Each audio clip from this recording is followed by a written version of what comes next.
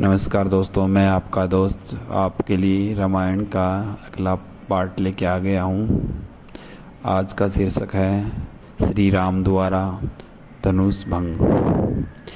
लक्ष्मण को अत्यंत क्रोध एवं आवेश में देखकर श्री राम ने संकेत से उन्हें अपने स्थान पर बैठ जाने का निर्देश दिया और गुरु विश्वामित्र की ओर देखने लगे, मानो पूछ रहे हो कि वर्तमान स्थिति में मुझे क्या करना चाहिए। विश्वामित्र जी ने कहा, वत्स, लक्ष्मण ने सूर्यकुल की जिस मर्यादा एवं गौरव का वर्णन किया है वह सत्य है। अब तुम धनुष पर प्रतिज्ञा चढ़ाकर लक्ष्मण के वचन को सिद्ध करके दिखाओ। गुरु की आज्ञा पाकर रामचंद्र मंद गति से पग बढ़ाते हुए शिव जी के धनुष के पास पहुँचे। राम को धनुष की ओर जाते देख सीता और उनकी सखियाँ तथा जनकपुरी के समस्त दर्शकगण प्रसन्न हुए, किंतु उनकी प्रसन्नता को संशय ने घेर लिया। वे सोचने लगे कि जब विश्वविख्यात शक्तिशाली राजा और राजकुमार इस शिवजी के धनुष को हिला न सके तो राम कैसे सुकुमार किशोर पिनाक की प्रतिज्ञा चढ़ाने में कैसे सफल हो सकेंगे। सीता जी मन ही मन परमात्मा से प्रार्थना करने लगी कि हे सर्वशक्तिमान, इन्हें इनके उद्देश्य में सफलता प्रदान करने की दया कीजिए।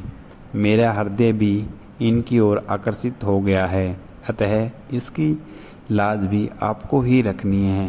हे प्रभु, आप अपनी अद्भुत शक्ति से इस धनुष को इतना हल्का कर दीजिए कि यह सरलता से उनके द्वारा उठाया जा सके।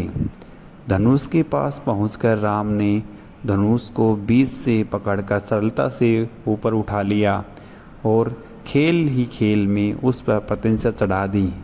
प्रतिज्ञा चढ़ाकर ज्यों ही धनुष की डोर पकड़कर कान की तक खींची, त्यों ही वह धनुष भयंकर शोर मचाता हुआ तड़ातड़ कर टूट गया।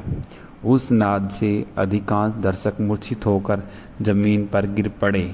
ऐसा सिर्फ विश्वामित्र, राजा जनक, राम, लक्ष्मण आदि कुछ ही ऐसे लोग थे जिन पर इस भयंकर स्थिति का कोई प्रभाव नहीं पड़ा। कुछ काल पश्चात जब सबकी मूर्छा दूर हुई तो वे राम की सराहना करने लगे। धनुष भंग हो जाने पर राजा जनक ने विश्वामित्र से कहा, मुनिवर, मेरी प्रतिज्ञा पूर्ण की हुई, इसलिए अब मैं सीता का विवाह रामचंद्र के साथ करना चाहता हूँ। मुझे अपने मंत्रियों और पुरोहित को विवाह का संदेश लेकर महाराजा दशरथ के पास अयोध्या भेजने की आज्ञा दे। विश्वामित्र जी प्रसन्न होकर बोले, राजन, आपको ऐसा ही करना उचित है। अपने मंत्रियों को भी यह आदेश दे कि वे राजा दशरथ को संदेश दे कि दोनों सुकुमार सकुशल यहाँ पहुँच गए हैं। विश्वामित्र के वचन से संतुष्ट होकर मिथिलापति जनक ने सीता को बुलाया। वे अपनी सखियों के साथ हाथ में वरमाला लिए मंथर गति से लज्जाती हुई वहाँ आई जहाँ धनुष को तोड़ने के पश्चात श्री राम चंद्र खड़े थे।